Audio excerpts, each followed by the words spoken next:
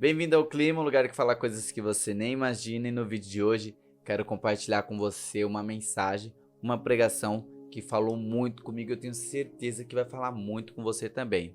É uma mensagem que por título leva o objetivo deste evangelho.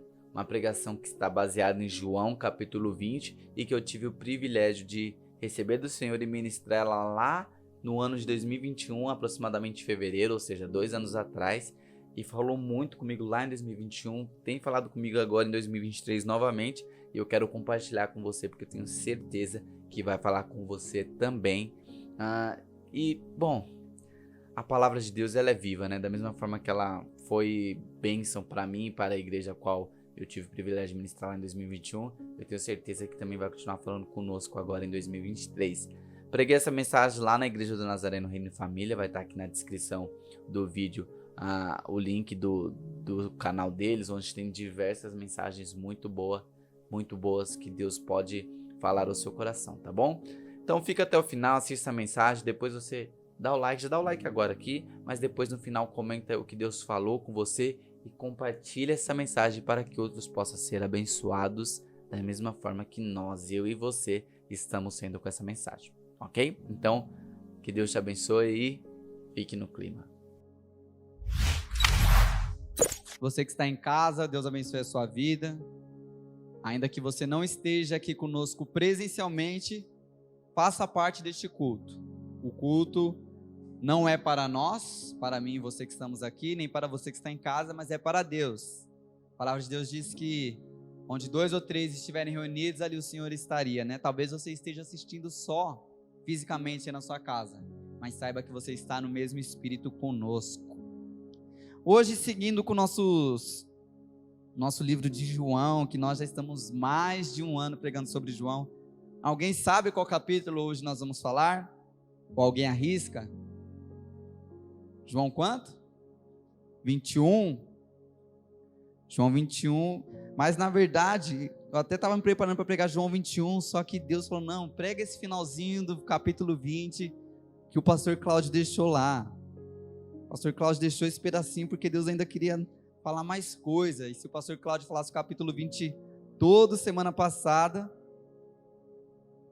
Deus não ia poder falar tudo que ele tinha para falar nesse capítulo. Então a gente vai ler os últimos versículos do capítulo 20 e o capítulo 21 vai ficar para a semana que vem. Não é hoje que nós vamos terminar João. João 20 nós vamos ler a partir do versículo de número 30 e 31. Acha aí na sua Bíblia. João 20, versículo 30. Na Bíblia que eu estou utilizando, a Nova Almeida Atualizada, a versão de 2017, tem um título, esse pequeno trecho de 2 versículos. E esse título, nessa versão, diz o objetivo deste evangelho. E entrando na moda que nós estamos aqui na igreja, né? O Denis, agora ele aprendeu que a pregação boa tem um título. Então o Denis sempre coloca um título. O pastor no domingo colocou um título também. Eu pensei, que título a gente vai pôr? E a gente vai pôr esse que a Bíblia já está dando aqui, o objetivo deste evangelho. Porque tudo que nós fazemos na igreja gira em torno do evangelho de Cristo, né? E hoje nós vamos saber qual é o objetivo deste evangelho. O que esse evangelho quer trazer para as nossas vidas. Leia aí comigo, versículo 30 e 31 do capítulo 20, que diz assim: Na verdade, Jesus fez diante dos seus discípulos muitos outros sinais que não estão escritos neste livro. Estes, porém, foram registrados para que vocês creiam que Jesus é o Cristo, o Filho de Deus, e para que, crendo, tenham vida em seu nome. Amém. Feche seus olhos, você na sua casa, você que está aqui comigo no templo, e vamos orar. Pai, obrigado pela tua palavra, Deus. Obrigado pela oportunidade que nós temos de estar aqui na tua casa, de adorar ao nome do Senhor e de poder ouvir o Senhor falar aos nossos corações, Deus. Da mesma forma que o Senhor me ministrou sobre o objetivo do Evangelho de Cristo, eu peço que meus irmãos também possam ser ministrados pelo poder do Espírito Santo. Que não sejam as minhas palavras, que não seja o entendimento do intelecto meu e dos meus irmãos, mas que seja a revelação do Espírito Santo sobre as nossas vidas. Essa é a nossa oração para essa noite, em nome de Jesus Cristo, nosso Senhor. Amém. Esse versículo, ele é legal porque está trazendo aqui o encerramento do capítulo 20, o encerramento do livro de João, né? Depois disso só vem o capítulo 21, que meio que é um pouquinho diferente da narrativa do livro. Ele vai falar de um último encontro que Jesus teve com seus discípulos. É um capítulo que eu gosto muito, inclusive eu falei, não vou pregar o 21, porque eu preguei na vigília recentemente, então eu falei, vou me atentar esses 2 últimos versículos do 20. Mas esse versículo 30, ele começa assim, na verdade. Por que na verdade? Porque João vem o livro inteiro contando diversas coisas que Jesus fez. Só que aqui diz, na verdade, porque tem mais coisa. Às vezes tem alguém que é meio soberbo, as pessoas falam assim, esse cara é milionário. Ele fala, na verdade eu sou bilionário. Esse cara é bonito. Na verdade eu sou lindo. Então na verdade está querendo dizer que algo a mais ainda está por vir, né? E esse trecho do evangelho diz que Jesus fez muito mais coisas. Jesus fez muitos dos sinais diante dos seus discípulos. Então, eu destaquei aqui 3 palavras que me chamaram a atenção. Na verdade, porque está querendo dizer que algo mais acontece. Jesus fez, então Jesus teve uma ação e muitos sinais. Quando nós olhamos para os evangelhos, para o Novo Testamento, nós vemos diversos sinais que Jesus fez. Mas, quando nós olhamos para o Antigo Testamento, nós vemos diversas profecias de sinais que o Messias cumpriria. E Jesus veio e cumpriu todas essas profecias, né? O livro de João já inicia falando lá no capítulo 1, que ele, Jesus, é o verbo. E você sabe o que é o verbo? Quando nós olhamos para o dicionário tem uma definição bem interessante, que é essa aqui. Segundo o dicionário, é um verbo, uma ação, que caracteriza uma atividade expressa por um sujeito agente, indicado um fazer por parte desse sujeito, que tenha traços de atividade, um sujeito que age, realiza ações. Por essas razões, compõe uma frase ativa com um fazer por parte do sujeito. Então é um sujeito que está fazendo uma ação, que está fazendo uma atividade. Isso é um verbo. E Jesus, aqui a Bíblia diz que fez muitos outros sinais que este livro não registra. Se Jesus fez muitos outros sinais, imagine o tanto de coisa que tem. Porque se eu perguntar para você, fala algo sobre Jesus, você vai me falar uma história, se eu perguntar para outro, vai me falar outra. E cada um de nós poderíamos citar uma das coisas que Jesus fez. Então, sabe, nós vimos neste livro que desde a anunciação lá do verbo no capítulo 1, até esta afirmação de que ele fez muito mais além do mencionado, encontramos diversos sinais. E no livro de João nós temos os sinais, alguns como tem o ministério público de Jesus, falando da vida dele, de como ele agiu durante esses 3 anos de ministério. A apresentação dos primeiros discípulos de Jesus. Encontramos longos diálogos de Jesus, discursos e trechos como muito citados o amém, amém. Muitas vezes nós vemos versículos assim em João, e também a afirmação do eu sou, Jesus revelando quem ele era, que ele era o eu sou. Vemos também a ressurreição de Lázaro dentre os mortos, vemos o casamento em Canaã, a cura do filho de um oficial real, a cura de um paralítico em Betseda, a alimentação dos 5.000, a multiplicação dos pães e peixes, a caminhada sobre as águas, a cura de um homem nascido cego.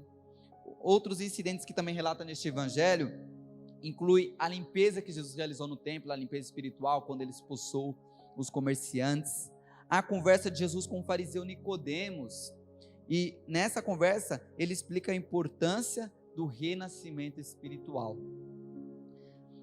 Também tem a conversa com a mulher samaritana lá no poço, que o Éder gosta muito, de João 4. Jesus é citado nesse texto aqui com a mulher samaritana, nesse livro de João. Também tem o discurso que ele faz sobre a água da vida, Jesus falando para a mulher samaritana, né, que ele era a água da vida. Também tem o discurso do pão da vida, Jesus dizendo que ele era o pão da vida. Também diz que levou muitos dos discípulos a rejeitarem, quando ele fez esse discurso do pão da vida, que era um discurso duro. Também tem a conversa de Jesus com a mulher adúltera, quando os fariseus trouxeram a mulher pega em adultério diante de Jesus. Também tem o argumento de que Jesus é a luz do mundo, e a resposta de Jesus a Pilatos. Encontramos também aqui a parábola do bom pastor, e a rejeição dos judeus por Jesus. E o versículo muito conhecido, que muita gente diz que é o menor versículo da Bíblia, mas só em inglês, em português não é, que Jesus chorou. Então também temos isso em João. E também encontramos aqui o plano para matar Jesus, a unção de Jesus e a entrada triunfal em Jerusalém, a predição da glorificação do Filho do Homem e a predição do juízo final. Olha quantas coisas nós vimos durante esse mais de um ano que nós estamos estudando João, né? Nós já mudamos de templo, mudamos de endereço, estamos passando por uma pandemia, o mundo mudou e nós vimos tudo isso no livro de João. Mas sabe que aqui no final do capítulo 20, já caminhando para o fim, eles nos dizem que existe muito mais coisas, que na verdade Jesus fez mais do que está escrito aqui. E eu coloquei aqui algumas questões que me levantou enquanto eu pensava nisso. Temos todos esses sinais neste livro, nesse Evangelho de João, e ainda assim, João nos diz que houve muitos outros sinais, e que Jesus poderia, e eu me pergunto, o que Jesus poderia fazer em 3 anos, além do muito que já sabemos? Em 3 anos, se eu pensar nos últimos 3 anos o que eu fiz, eu falo, meu Deus, dá para contar nas 2 mãos, com os 10 dedos. E aqui os de Jesus eu passei alguns minutos relatando para você o que ele fez em 3 anos. E ainda a Bíblia vem e diz que houve mais. E me faz me lembrar de Gálatas 3:20, que diz que ele é poderoso para fazer infinitamente mais de tudo aquilo que pedimos ou imaginamos. Quero te dar aí alguns segundos para você imaginar coisas que Jesus fez que não está na Bíblia. Imagine aí alguma coisa. Vocês acham que Jesus em algum momento se encontrou com uma mulher grávida? Provável que sim. Sempre há mulheres grávidas pelo caminho, né? Nós sempre, em algum momento, você vê uma mulher grávida. Em 3 anos, provável que Jesus também teve algum encontro com uma mulher grávida. Não temos muitos relatos de crianças. Será que Jesus realizou mais milagres com crianças? O pastor Cláudio citou aqui um pouco dos apócrifos, né, que dizem que o menino esbarrou em Jesus quando Jesus era criança, o menino morreu, Jesus foi lá, ressuscitou o menino. Tem outros apócrifos também que dizem que Jesus criava passarinho, matava o passarinho, ressuscitava o passarinho. Eu acredito que esses apócrifos estão um pouco equivocados nisso, mas eu acredito que Jesus fez coisas grandiosas que a Bíblia não relata, porque a Bíblia, ela não veio para contar a história de Jesus por completo, de dizer, ó, Jesus nasceu no dia tal, no dia 25 de dezembro, daí meia-noite vem os magos, os animais cantaram, desceu a estrela do céu. Não, a Bíblia não quer relatar para a gente a história, mas ela quer nos apresentar quem é o Cristo. A Bíblia quer nos apresentar quem é o Deus vivo. E Jesus nunca buscou ser conhecido por si só. Ele nunca veio falando, ó, eu sou Jesus Cristo, o Filho de Deus, o Messias prometido a Israel. Jesus não tinha essa pretensão.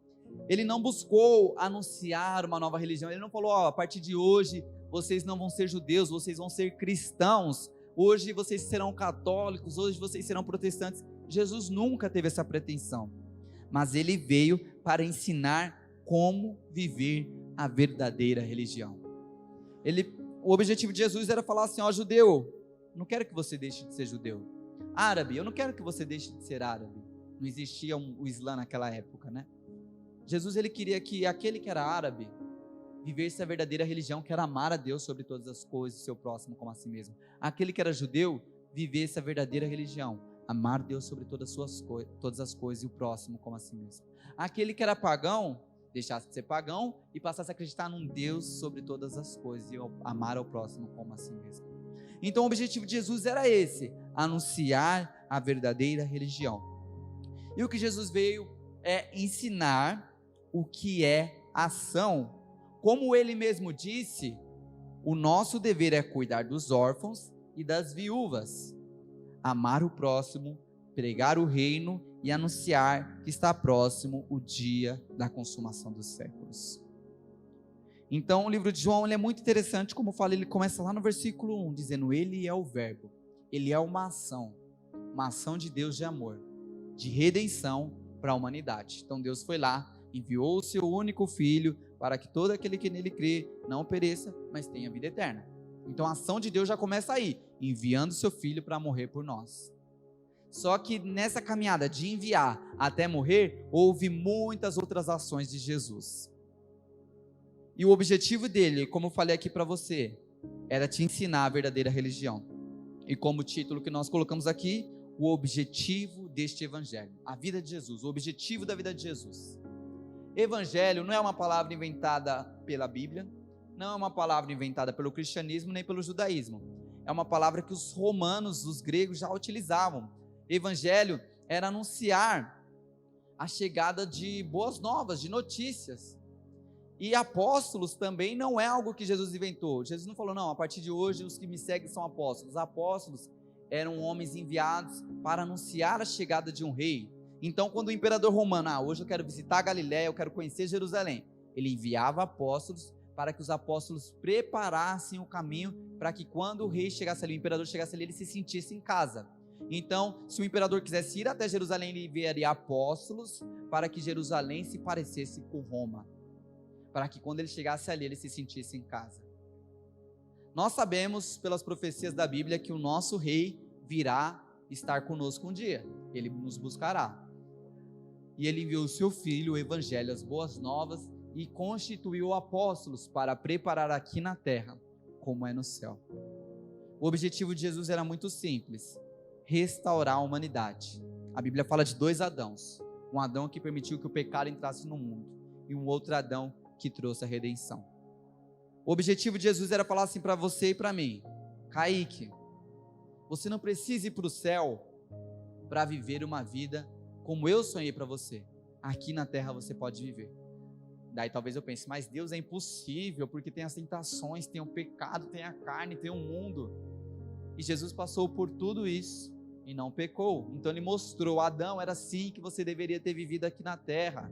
Kaique, Valéria, Cláudia, é assim que vocês devem viver aqui na terra.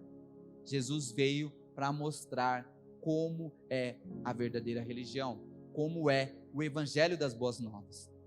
E eu separei 4 pontos de mostrar ações que eu e você devemos tomar, que Jesus tomou para mostrar a verdadeira religião e o objetivo do evangelho de Cristo. São 4 ações que nós devemos incluir na nossa vida, se porventura nós ainda não temos, que vão mostrar os nossos frutos de uma verdadeira conversão. E a primeira ação é amar o próximo. Em Mateus, quando perguntado qual é o grande mandamento da lei, lá em Mateus 22:36, Jesus disse que amarás o Senhor teu Deus de todo o teu coração, de toda a tua alma e de todo o teu entendimento. Ele fez uma referência ao famoso entre os judeus, o chamar de Israel, que é aquele versículo conhecido de Deuteronômio que diz: ouça, ó Israel, o Senhor, o nosso Deus, é o único Senhor. Ame o Senhor, o seu Deus, de todo o teu coração, de toda a tua alma, de todas as suas forças. Deuteronômio 6, 4, 5. Você pode perguntar isso para qualquer judeu, mesmo nascido aqui no Brasil, falando português, ele vai saber te citar esse versículo em hebraico, porque para eles é de extrema importância saber o chamar, dizer amar a Deus sobre todas as coisas. E Jesus, ele veio para ensinar esse mesmo princípio para a humanidade, falar para o judeu: ó judeu, você sabe de cor, mas você não vive, viva isso. Ó gentil, grego, brasileiro, que nem existia naquela época, Jesus já estava pensando em nós, querendo dizer para nós: ó, viva amar a Deus sobre todas as coisas. Quando Jesus diz lá na grande comissão, os confins da terra, você não acha que ele já pensava em nós? Pensava nos americanos, nos europeus, nos africanos, em povos que não eram conhecidos naquele tempo? Jesus já pensava em nós. E era este o mandamento que ele nos queria dar. E antes de proclamar também o segundo mandamento, que seria: amarás o teu próximo como a ti mesmo, lá em Mateus 22:39. E é uma referência a Levíticos 19:18, que é: amarás o teu próximo como a ti mesmo. E este é o ponto central da religião cristã. Nós, como cristãos, podemos resumir a nossa fé em: amarás o teu Deus sobre todas as coisas e ao teu próximo como a ti mesmo. Daí você fala: Kaique, mas se eu seguir só esses 2 mandamentos, tá bom? Tá bom. Porque se você ama Deus e ama o seu próximo, você não roubará o seu próximo, você não matará o seu próximo, você não mentirá, não enganará, você não vai ferir a moral de Deus, você não vai desonrar ao Senhor, porque este é o ponto central da nossa religião. A palavra religião vem de religare, que é o homem se tentando conectar com Deus. Mas eu e você, nós temos o privilégio de Deus se conectar conosco. Não fomos nós que fomos buscar a Deus, mas Deus que veio nos buscar. Imagine se Jesus não tivesse existido e os judeus tivessem vivido lá na região deles para sempre. Eu e você provavelmente seríamos indígenas, Guarani, Azteca, Maia, Inca, alguma coisa assim, porque era a religião que estava nessa terra. Só que Jesus veio para mostrar que existe um único Deus, que não é os deuses dos indígenas, não é os deuses dos asiáticos, dos africanos, dos europeus, mas é o verdadeiro Deus. E este é o centro principal da nossa religião. Não é o centro que outras pessoas têm dito hoje em dia, que você é o centro do evangelho. Não, não é você, não é eu. É o amor a Deus sobre todas as coisas e ao nosso próximo como a nós mesmos. Outra ação importante, além de amar o próximo, é cuidar do próximo e dos necessitados. Tiago 1,27 diz que a religião pura e imaculada para com Deus e Pai é esta: visitar os órfãos e as viúvas nas suas tribulações e guardar-se da corrupção do mundo. Sabe qual é o problema da nossa geração e de muitas gerações que já estão vindo um pouco antes de nós e das próximas que virão?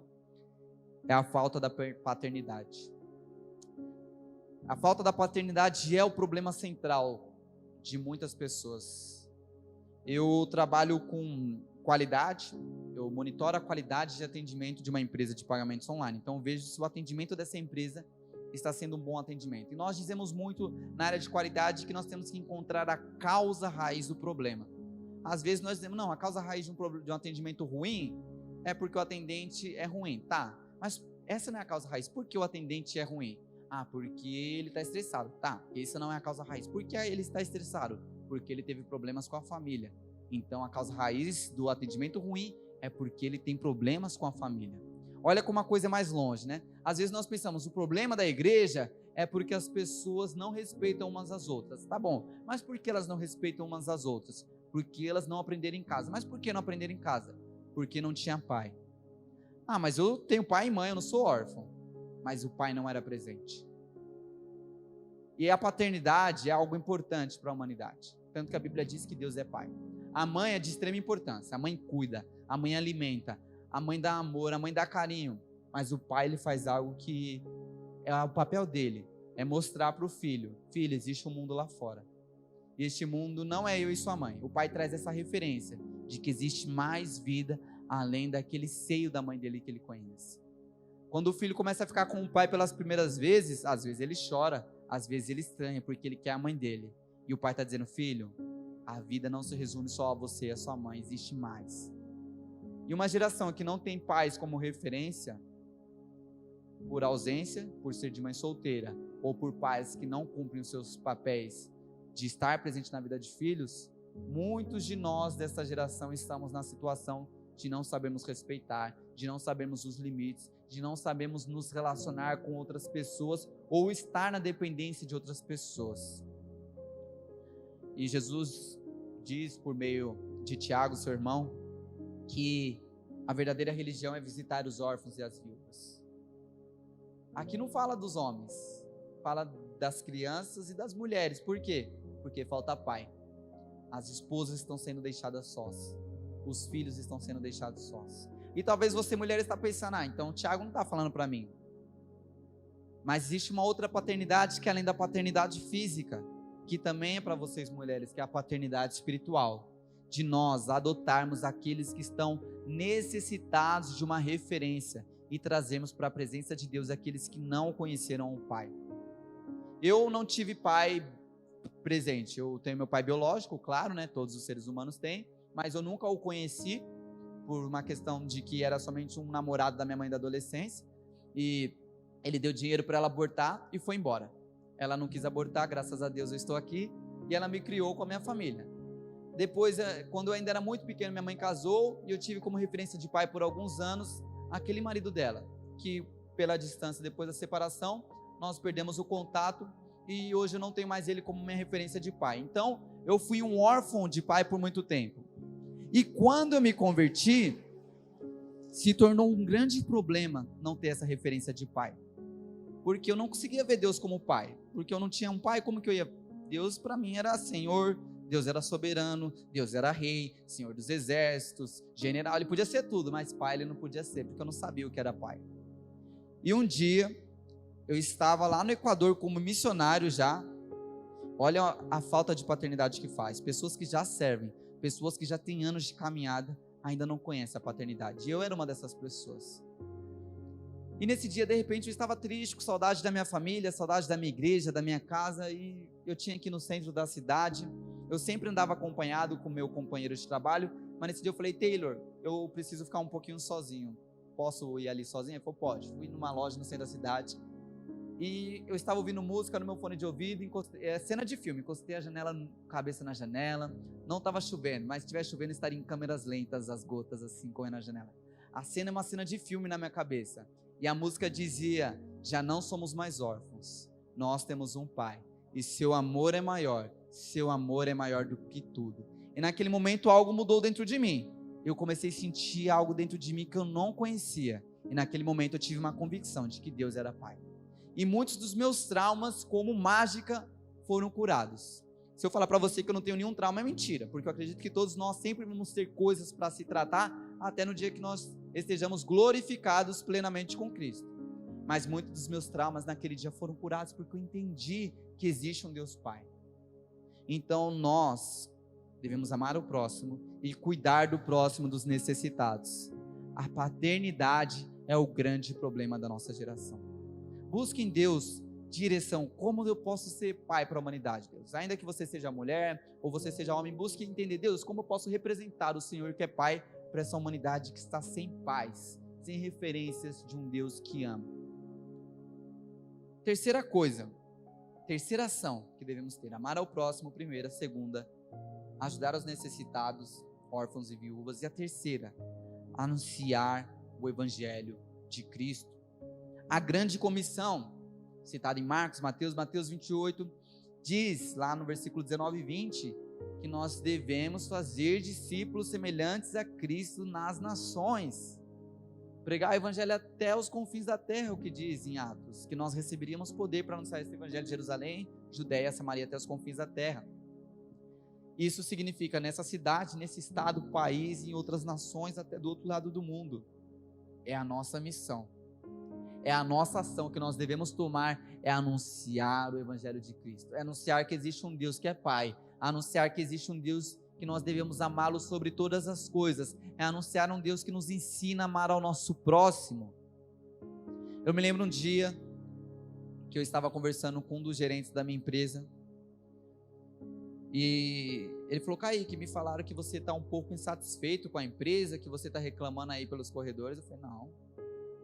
O que está acontecendo então? Eu falei: não, eu trabalho com estrangeiros, né? Eu falei: os venezuelanos estão me falando que existem outras empresas aqui na cidade que estão pagando mais para pessoas que falam espanhol, e eles estão um pouco insatisfeitos com isso. Eu estava falando para eles que a situação no Brasil não é fácil, que era melhor eles garantirem o emprego que eles já têm, ganhando um pouquinho a menos, do que arriscar ir para uma nova empresa para ganhar um pouquinho a mais. Ele falou: então você não está reclamando, você está conversando sobre isso. Eu falei: exatamente. Ele falou: mas você está insatisfeito com o seu salário? Eu falei: não, eu ganho o suficiente para o que eu faço. E ele falou assim: mas por que então que você entrou nessa confusão toda ao ponto de eu ter que te chamar aqui na minha sala? Eu falei: porque eu sei que os venezuelanos têm medo de perder o emprego deles, e eles não vão falar para ninguém o que eu falei para minha supervisora. Ele falou: mas se não é seu problema, se você não está satisfeito, por que você está se importando? Eu falei: porque eles estão com um problema e me interessa. Ele falou: você não vai crescer desse jeito. Se você ficar pegando o problema dos outros para você, você não vai crescer. Você tem que olhar para o seu umbigo. Se você quer fazer uma carreira, você tem que pensar em você. E naquele momento o Espírito Santo falou: não é esse o que você aprendeu. Não é isso que eu te ensinei. O verdadeiro evangelho é amar o próximo, é se preocupar com o próximo. E quando eu disse para ele que eu entrei naquela confusão porque eu estava preocupado com os meus colegas de trabalho, para ele aquilo foi surreal. E é este o evangelho que nós temos a anunciar, um evangelho que vai causar um impacto. Que uma pessoa vai te perguntar: você é contra o homossexualismo, a homossexualidade? Sim, eu sou contra. Então você quer matar os gays? Não, não quero matar os gays, eu amo os gays, eu me importo com a vida deles, eu quero que eles vivam bem, que eles sejam felizes, mas eu não sou a favor da prática deles. Da mesma forma que eu não sou a favor da prática do adultério, da prática da mentira, da prática do roubo. O homossexualismo, a homossexualidade, a prostituição, é tão pecado quanto a nossa mentira que nós cometemos dentro das nossas casas, quanto a nossa insubmissão que nós cometemos quanto às nossas lideranças espirituais e até mesmo as nossas lideranças políticas. Pecado é pecado. E nós temos que dizer para o mundo: pecado é pecado. Seja um pecado que para a sociedade é grande coisa, é um grande impacto, como um aborto, por exemplo, Da mesma forma que o pecado que ninguém liga se você comete ou não, se você está mentindo na sua casa para o seu marido, sua esposa, seu pai, para sua mãe. E nosso trabalho como cristãos é ter a ação de dizer para o mundo: mundo, existe um Deus que Ele quer ser amado porque Ele é Pai, e Pai quer ser amado pelos seus filhos. E existe um Cristo que morreu por nós. Então a terceira ação que nós temos é anunciar esse Evangelho de Cristo, viver a grande comissão. Então, ressaltando aqui, amar o nosso Deus, a primeira ação seria então amar a Deus e amar ao próximo. Segunda ação, cuidar dos próximos, dos necessitados, órfãos e viúvas. Terceira ação, anunciar o Evangelho de Cristo. E a quarta ação, viver de maneira digna de exaltar ao nome do nosso Senhor. 1 Pedro 1, versículo 15 e 16 diz que: mas como é santo aquele que vos chamou, sede vós santos em toda a vossa maneira de viver, porquanto está escrito: sede santos, porque eu sou santo. Lembra lá no início que nós falamos do verbo que é uma ação? Aqui nós temos a ação de ser, sede santos. É uma postura que nós temos que tomar, de viver em santidade, para que nós possamos viver de maneira digna daquele que nos chamou, para que eu e você possamos engrandecer ao nome do nosso Senhor. E eu não sei se você consegue viver santidade todos os dias, mas eu não consigo.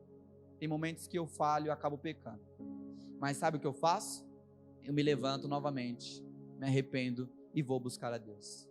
E é isso que tem que ser a nossa postura. Nós não podemos fazer como Pedro. Eu blasfemei contra Jesus. Nós vamos ver no capítulo 21. Pedro comete o pecado e que ele faz? Volta a pescar, se afasta do seu Senhor. E Jesus vai lá e busca ele. Então nós devemos estar como João, que esteve na crucificação, foi ao túmulo de Jesus e estava com Jesus aqui em João 21. Nós devemos estar com o nosso Deus, independente das nossas falhas. É óbvio que nós não temos um aval para pecar, e a Bíblia diz isso claramente no livro de Gálatas. É um livro que diz: vocês não têm aval nem permissão para pecar, porque vocês têm a graça, e a graça não foi feita para ser desperdiçada. Mas nós devemos sempre viver de maneira digna de exaltar o nome do nosso Senhor. Sede vós também santos em toda a vossa maneira de viver. A Bíblia diz que em todas as coisas que nós fazemos, nós devemos fazer como se fosse ao Senhor. Somos chamados para uma ação, para algumas ações. E o que faremos diante deste chamado? Vamos imitar o nosso Senhor Jesus Cristo? Vamos tomar muitas ações ao ponto de alguém poder dizer: na verdade, as ações do Ivan foram muito mais dessas do que você tem me falado. O Ivan realmente ajudou os necessitados, o Ivan amou o próximo, mas na verdade ele fez muito mais do que isso. Isso que você está me contando é nem metade da história. Ou será que nós vamos cumprir o que Jesus disse de possamos ter incontáveis ações como nosso Senhor, pois Ele mesmo disse que poderíamos fazer grandes obras por meio do poder do Espírito Santo. Ele disse: isso que eu fiz, vocês poderão fazer obras maiores do que as minhas, porque vocês receberão o poder do alto. Quem crê que recebeu esse poder sobre a sua vida do Espírito Santo? Você crê? Então, se você recebeu esse poder do Espírito Santo, você pode fazer grandes coisas. Nós vemos os discípulos, os apóstolos fazendo milagres que nós não ouvimos dizer que Jesus fez. Curar com a sombra, curar por meio de vestes. Nós vemos eles fazendo coisas que o Senhor não fez, mas o Senhor deu para eles essa autoridade por meio do Espírito Santo, porque nós sabemos que não somos nós, mas é a presença de Deus em nossas vidas. A Bíblia diz que Deus já não habitaria por templos feitos por mãos humanas, mas que nós seríamos a morada do Espírito Santo de Deus. Então, da mesma forma que termina aqui o capítulo 20, na verdade, Jesus fez diante dos seus discípulos muitos outros sinais que não estão escritos neste livro. Estes, porém, foram registrados para que vocês, nós, creiam que Jesus é o Cristo, o Filho de Deus, e para que, crendo, tenham vida em seu nome. Para ter vida no nome de Jesus, basta crer nele. E os sinais estão aqui, evidentes na vida de Jesus, no livro de João, nos outros evangelhos, na sua vida, na minha vida, nós vemos os sinais de Jesus. Mas sabe o que a Bíblia diz? Que os sinais seguirão aqueles que creem. Se você crê que Jesus Cristo é o Filho de Deus, os sinais te seguirão. Basta eu e você tomar ações, como essas 4 de exemplos: amar a Deus e ao próximo, servir ao próximo, aos órfãos e às viúvas, anunciar o Evangelho de Cristo, a grande comissão, e viver de maneira digna de exaltar o nome do nosso Senhor, viver em santidade.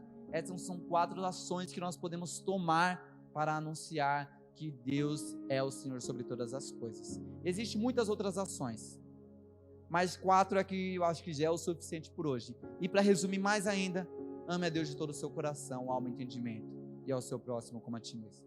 Sempre que você estiver em dúvida se é pecado ou não, pense: eu estou ferindo a Deus ou ao próximo? Se sim, é pecado. Queria te convidar neste momento a orar, para que Deus te faça mais ousado com suas ações, mais ousado com suas atitudes. Se você já tem boas atitudes, como essas que eu citei aqui, amém, mas peça a Deus, me dê mais atitudes, porque Jesus fez, na verdade, muito mais do que o anunciado neste livro. Que você possa fazer muito mais do que você já fez até hoje. Feche seus olhos.